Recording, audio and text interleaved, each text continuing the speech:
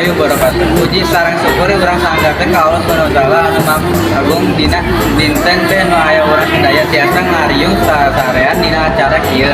Hadirin anu dipihormatkeun karena ada jeung kadang seueur manfaatna di antara tina nyengakeun kaimanan sareng katakwaan ka Allah Subhanahu wa taala. Selain ti eta bisa oge ngaedarkeun urang yang segala perkara atau kejadian ngabumi ieu tetep diatur ku Allah Subhanahu wa taala. Mata ayeuna aya jeung sadar bisa dibukeun kategori sareng kasabaran. Di dunia masalah atau rintangan anu aya di urang teh ngarupakeun katetepatan di Allah Subhanahu wa taala. Jadi urang teh kudu tawakal dan segala rupingna di Allah Subhanahu wa taala.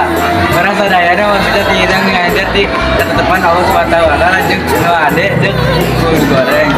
Jayana terus diatur ku Maha Kuasa. Billahi taufik wal hidayah. Wassalamualaikum warahmatullahi wabarakatuh.